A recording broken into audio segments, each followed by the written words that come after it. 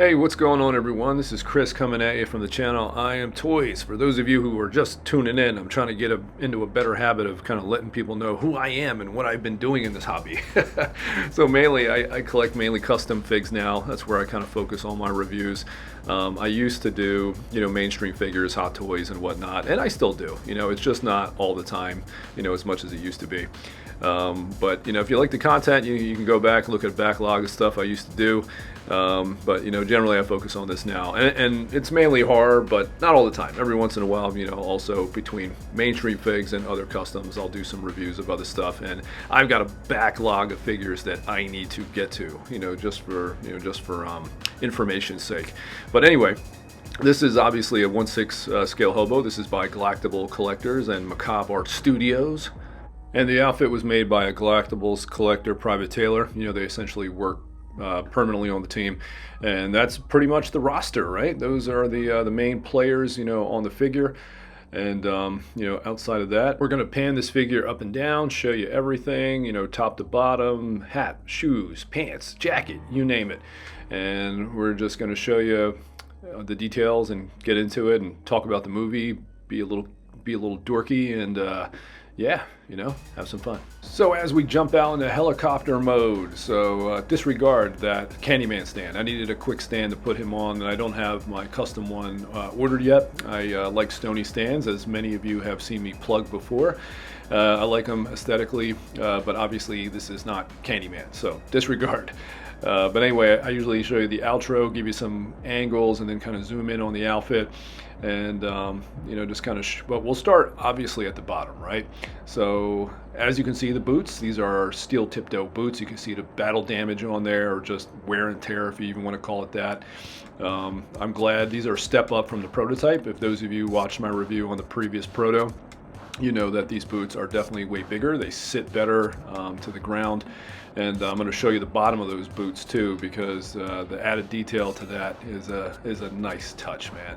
And as you go up the figure, the pants have some great weathering, spatial coloring. I mean, all kinds of crazy shit. You've got the layers of all the clothes that he had in the movie, just like I'm going to show you up here in this pic. So like you can see, he's got a camo jacket on, and you can see the pattern on this, and then also look at the pattern in the jacket, and it's about bang on. Obviously this is weathered, it's a figure, and that's on-screen grading, in this picture, versus a figure that's modeled after, right? So it's the what am I trying to say, the exact parallel and looking at color and whatnot, it's going to be a little bit off, right? Because the director and the producers, cinematographers, they have their own focus as far as what direction they want to go when it comes to color grading, right? For instance, this is a great example. Now, this picture is a behind-the-scenes shot, from the movie, which in the film, when you see this scene when he's walking through the field, is nowhere near what this looks like. The color grading is completely different. And those of you who have seen the movie know exactly, what I'm talking about. But you can see, using this movie, this also is an example of showing you the layers of clothes that he's wearing. That is also on the figure as well. It's just great attention to detail. And I think some of the other things I'm going to do at some point is, messing around with the hood a little bit more, just to get it to lay where I want. And I'm also going to mess around with the beard a little bit too. Sometimes custom artists will kind of give you what you need, and then you can stylize it the best you want. So I may trim the beard a little bit, and I think at some point I may take a toothpick and curl some of the hair that's on his left side, but my right, or your right if you're watching, just so I can get it a little bit more accurate, to the movie. And it's nice that, have the ability to do that. But man, this figure is so damn good. I mean, again, just throwing up this screenshot, again, of the behind the scenes. I mean, you get all the layers of the outfit are there. Obviously this picture is without the hair on, and whatnot. I mean, without the hair on. I mean, without the hood on. But man, it just carries through, the moment. And like I said, you can optimize some things on the figure, the hood, get it placed right, the beard itself, the hair, trim it, stack it, curl it, whatever you want to do, just to get it to where you need to. Like I said, there are things that I definitely, want to do to this thing. I just haven't had the time to do it. but I will get to it. I think this figure looks even. I think he looks even better in figure form than he does in the actual movie. It's pretty awesome, man. But this movie is, controversial. I mean, both movies were controversial, right? I mean, when it comes to Rob Zombie and what he attempted to do, with this franchise. But before we get into more stuff about the movie, other things that are great to note about this figure, like the hood tighteners on this thing that most hoods have, so you can you pull on the little these little knobs or tabs and squeeze them up and it tightens the hood. These are actually working on this figure too. So if you want to close up the hood, make it tighter or something, or looser, that's definitely something you can do. And as far as any other details, this figure does come with 2 head sculpts as well, but I'll show that probably more towards the end of the video. Those aren't pictured yet. We'll save that for the end. But this figure is, even though you can pop the head off and then do it, I don't know, man. I almost feel like I need 2 figures, because I would feel like once I have the hair and everything right where I want it on the face, I wouldn't want to disrupt it. You know what I mean? But like I said, that's a work in progress still. At some point, I'm definitely going to make sure that I mod that a little bit more to get the hair exactly where I want it. But I wanted to make sure I got this video out, for Gallactibles. And also, this thing has workable zippers that are operational as well. So if you actually wanted to zip up the jacket, you could, but that's not really that accurate to the film, because I don't think it's ever zipped up anywhere in the movie. But yeah, like I said, you can do whatever you want with this figure to make it pop or present the way you want it to, you know what I mean? So as we pan this figure more, so you can get, again, appreciate the details of this figure and everything that Dan did. I'm also, you can't review this figure without talking about the movie, right? Like, Rob Zombie had quite the experience making this film, man, because the studio definitely was micromanaging him throughout the first movie. I think at points they even stopped him, and were showing him parts of the original Halloween, and we're like, yeah, we want you to make it more like this. And he's like, okay. He's like, I thought the idea was to have, free vision here, right? The funny thing is that Malek Akkad, I think it's Malik, right? Malik Akkad, one of the OG founders, producers of this franchise, was a proponent, of giving Rob Zombie his freedom and of utility to basically do what he wanted to do, in the movie. While the Winsteins, we all know what happened to, to one of the brothers.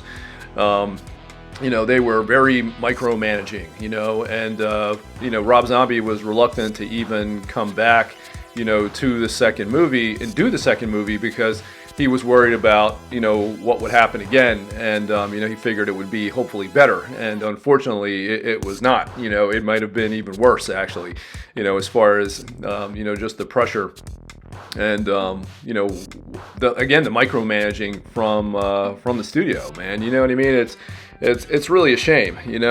I think even Bill Moseley, he was originally cast in it, and he ended up leaving the project, and not because of anything that was going on with him and Zombie. I mean, he's been in multiple Rob Zombie movies. You know what I mean? If him and Rob Zombie had issues, I highly doubt he would come back to do his films. You know what I mean? But it was between them and the producers, between him and the producers. I don't know what those issues were, but unfortunately, he ended up bailing, from the project. And I forget his name. I think his name is was it Daniel? I forget his last name. Phillips, maybe, or Philip. He was already playing, I think, a character in the movie, and he ended up playing the other character. I think Moseley was supposed to play the son of that dude who owned the bar or a strip club. And then Phillips ended up taking over that role as well, I believe. So that ended up actually being a bigger, I guess, a somewhat bigger role too. So it kind of worked out for Daniel, to be able to jump in there, because it would have been more limited before.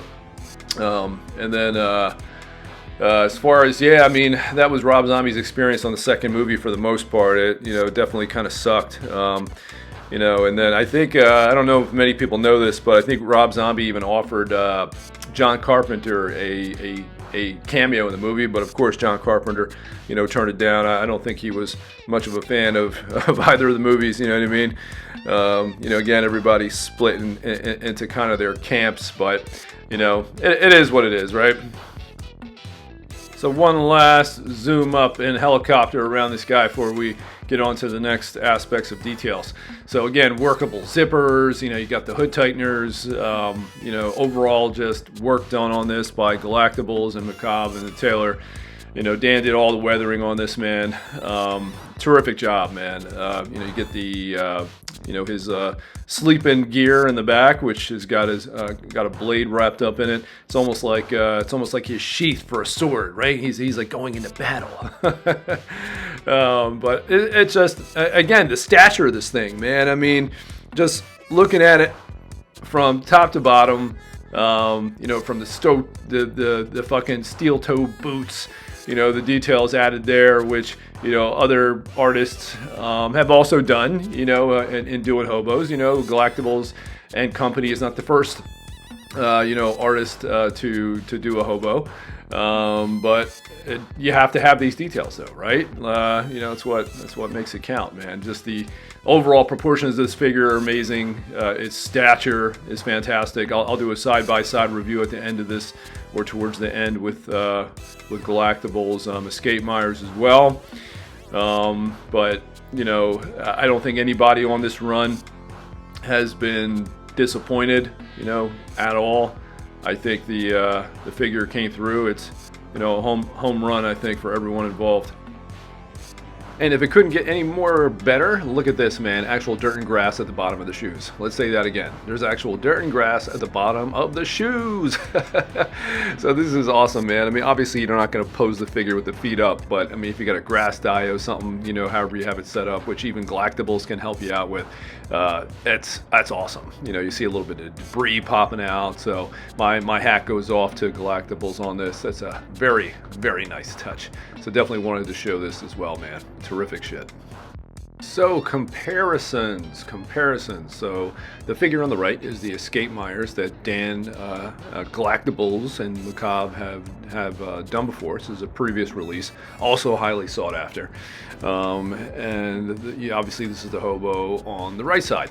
And the one thing that's going to stand out to a lot of people is that, right, they are different, right? This figure, the Escape Myers, is a little shorter. You've got, you know, the Hobo standing, you know, maybe a ½ inch, ¼ inch, you know, higher, and that can be justified for a number of reasons, right? I mean, number one, he's wearing freaking boots, right? Steel toe work boots. So, I mean, that's going to up you probably at least a ½ inch to an inch, you know, in height.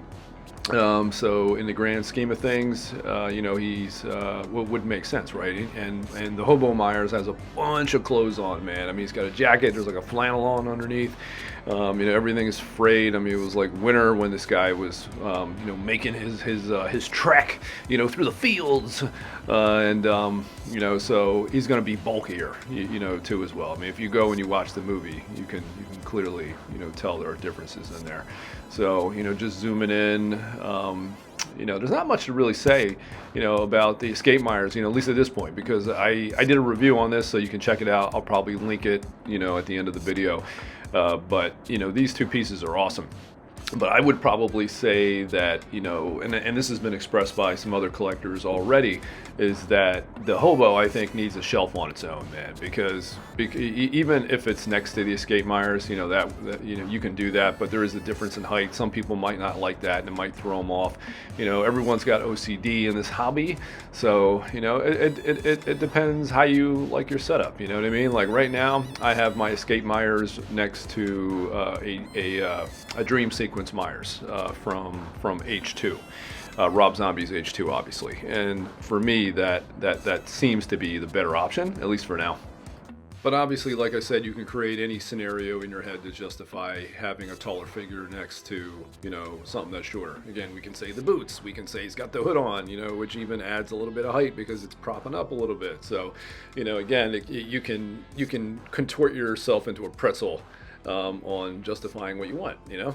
As you can see here, I got this little photo. That's not part of the set, you know. That's what I had that paired with the my what the hell is it? My dream sequence, and that down there, that's the advertisement, for the strip club that his mom worked at. And as you go up on this thing, man, if you haven't seen the Escape Myers review, definitely check it out. Also by Gallactibles. So overall, I hope you guys appreciate the effort and the art that went into making this. My hat goes off to Gallactibles and, Macabre Art Studios, the Taylor. I mean, you guys are basically responsible for making what is probably the best hobo in the hobby right now.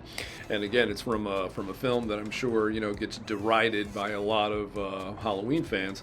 But for those of us who appreciate what Rob Zombie was about to do, or what he did, I love his music. And love getting a brutal Myers, on screen. I mean, it basically gave us everything that that we wanted, So it's really cool. The only thing that I wish, man, it bums me out that Rob Zombie felt that he got micromanaged, big time between the first and the second movie. So we really never got his full vision. I mean, we got some of it. But that is a bummer for me when you think about it. We never really got his best work, basically. We never got his version of the movie, which is a shame. But, it is what it is. That's how it works in Hollywood. So, but overall, I'm super happy with this figure set. And everyone who has in hand has been, beyond the moon, about the figure. And I can't wait to get my COA. Dan, if you're listening to me, mail me my COA. It's really cool. It's like a drawing of him.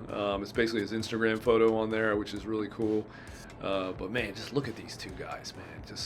Just fucking two beauties. All right, so let me show you these two sculpts, and then we will close out the video. All right, so we come to the head. So you get two sculpts on top of everything else. These are meant to replace the human head should you choose to do so. Dan was obviously trying to grab, some looks for, these scenes here, based off of some of these pics. One of those is behind the scenes. Other ones are film reference, and, gives you opportunity to basically recreate some of those scenes if you want. But, I think a lot of us all agree, man, the human head is where it's at, though, man. You know what I mean? Definitely is. It really looks great. But these are awesome, if you do decide. I mean, great attention to detail. You got to have the beard, coming out from underneath the mask. On this one, you also have the cuts on the side of the face, indicating, the continued damage and wear that obviously happened to it. In the movie, though, his beard is longer in some scenes and then shorter in some scenes, which is kind of interesting. Movie mistakes, right? And then you get this one, which has less, lacerations and cuts to the mask. The hair styled slightly differently, but again, you can manipulate whatever you need to. You see the upper skull portion of the head that's, battle damaged or damaged, up there as well. So you can do a lot of stuff with these heads. Manipulate it, style it how you want, and basically create, or should we say recreate, scenes or different presentations and how he looked in the movie. You know what I mean? So you can kind of do what you want. So for those of us who have the figure, there are lots of options as far as what you want to do and what you can do, and sky's the limit. Like that picture I showed in the beginning of the video before it even started. That beard obviously looks different if you go back. I don't know how many you paid attention to that, but the beard and the hair setup is completely different in that picture when compared to the review in this video. Because after doing this video, I did finally do what I said I was going to do, which was trim down the beard a little bit and get it to mirror a couple of the scenes or the version of him as Hobo, this Hobo version of Myers later in the movie. So again, you can kind of do what you need to do. You just have to know what you're doing, right? But again, all around, man, this was a great figure set. Dan and everybody involved did a great job. Again, those of you who like the content, again, I know these are limited pieces, and often, there's people feel like there's no chance of you know, owning them, you know, now. So what's the point of watching a video of a figure that you'll never have, right? And trust me, I get it. Which is probably why half the time some of these videos, you know, the custom community don't really go watched, but, you know, heavily watched. But I don't know. I'm not one of those people. You know, I know there are definitely things that I can't afford or that I might have missed out on, but I love watching content about it. You know what I mean? So I don't know. It's all in the eye of the beholder, right? You know, everybody's different. So once again, like, subscribe, share the content, you know, hit me up, you know, drop some comments in that, you know, designated section. Let me know what you guys think if you have any questions. And as always, you know, hit up Gallactibles Collector or Macabre Art Studios if you guys are ever interested in, you know, pieces or commissions, one-offs, whatever, you know. All right, guys, deuces.